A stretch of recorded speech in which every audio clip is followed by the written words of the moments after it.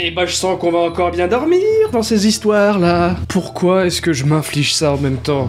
Pour vous, hein, pour votre plus grand bonheur, c'est ça, n'est-ce pas? Ça va, vous avez pas trop de problèmes de conscience avec ça, non, tout va bien. C'est moi qui fais les cauchemars et vous, tout va bien. Eh bien ça me fait plaisir.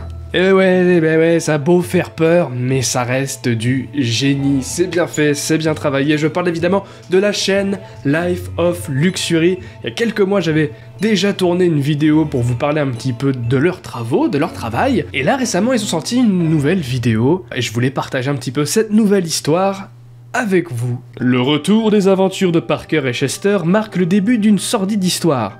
Celle de Millie. Un petit peu comme le processus à chaque fois, elle les contacte pour exposer le problème déjà une première fois au téléphone. Les deux enquêteurs viennent chez elle et ils en parlent un petit peu plus longuement. Le petit frère de Millie vient de décéder, donc c'est pas trop la joie à la maison, mais c'est pas le plus gros des problèmes. Le plus gros problème, c'est que son père, le père de Millie, donc le père de son petit frère décédé, a complètement disjoncté. Disons qu'il gère le deuil de son fils un petit peu à sa manière, quoi.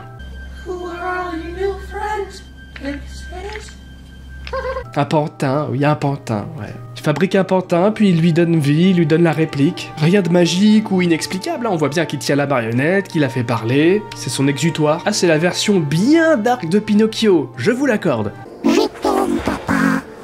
Après, ok, c'est étrange, mais on a en droit de se dire, bah pourquoi pas, voilà, si ça peut l'aider à passer un petit peu le cap, eh ben laissons-le faire, ce joyeux luron. Joyeux luron, non, ça ne marche pas. Donc Millie, elle expose le problème, elle est à bout et ne supporte plus la situation. Elle autorise les deux loulous à mener l'enquête dans toute la maison. Maison qui est incroyable, vous avez remarqué, comparé aux autres maisons qu'on a vues dans les autres épisodes, elle est incroyable cette maison. This is the family of the Addams.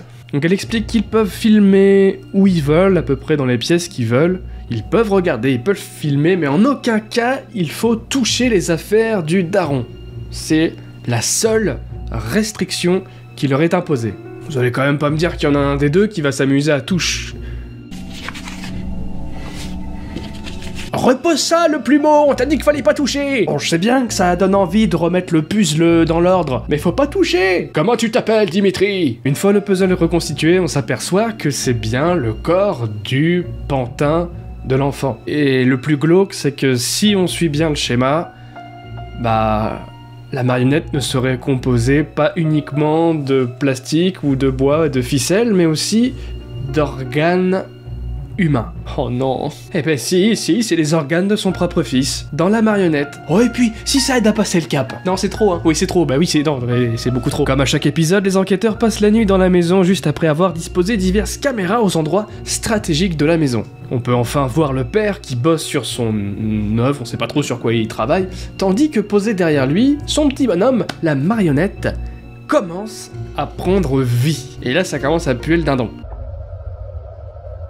La marionnette prend vie. Comme dans Pinocchio, il va sûrement vouloir remercier son père, le gentil Geppetto. Hein, non, pose ça. Laisse ça, c'est haut et ça a l'air dangereux. Voilà, bah non, lui, il a tué son père. D'accord, il a tué son père, très bien, ok. Un meurtre, c'est ça. Bon, vous imaginez bien, mesdames et messieurs, qu'à partir de maintenant, ça part en couille. Le pantin possédé va faire vivre un calvaire aux habitants de la maison. Entre ses rires stridents et ses invitations à venir jouer avec lui, c'est un festival. Donc ça réveille nos deux enquêteurs, très certainement aussi Millie, mais pour l'instant on reste focus avec Parker et Chester qui récupèrent une caméra pour aller voir ce qui se passe. On le voit tomber nez à nez avec le pantin, et là... What? This is the drame. Donc il y a son acolyte qui va essayer de comprendre un petit peu ce qui s'est passé. En plus il entend gueuler, qu'est-ce qui se passe? Il entend rire et gueuler en même temps. Il arrive au niveau de la porte. Et non, on veut pas voir ça mec, on veut pas voir ça. Laisse-le tranquille, barre-toi au pire, prends Millie avec toi, va-t'en, laisse-le, on n'a pas envie de voir ça.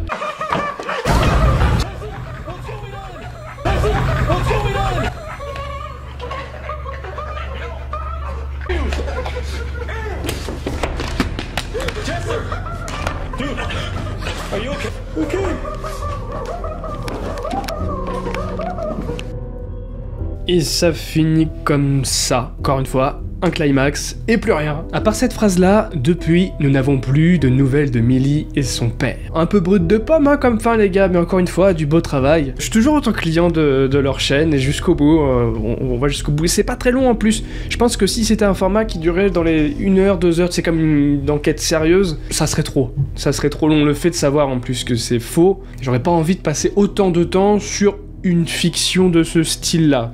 Quand j'ai sorti la première vidéo sur cette chaîne, j'avais vu 3-4 courts-métrages de leur chaîne. Bah depuis j'en ai vu un paquet, ce qui prouve que je suis encore très client. Il m'arrive de faire des rêves très chelous suite à ça, hein, voilà, vous imaginez bien. Toujours aussi fan de ce côté très fait à la main, très minimaliste, mais c'est justement ce qui rend la chose encore plus lunaire à observer. T'as ce mélange de peur, mais aussi presque d'humour, même dans cet épisode-là où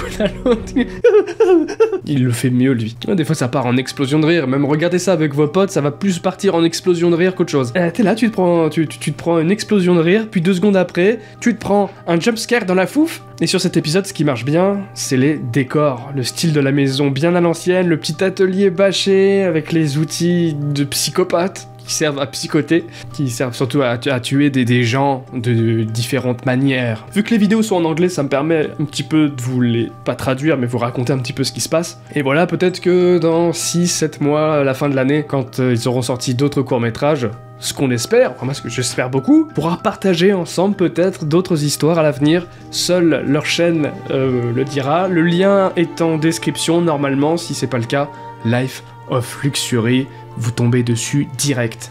Alors d'un côté je suis en train de regarder ça, et de l'autre côté je travaille sur de vraies enquêtes paranormales. J'espère qu'elle se déroulera mieux que celle de Parker et Chester, parce que sinon ça va sentir le fumoir. Ça me plairait bien de choper une dinguerie comme ça en vidéo, juste je veux pas me retrouver cloué au mur comme un gamin de 4 ans quoi, c'est juste le truc.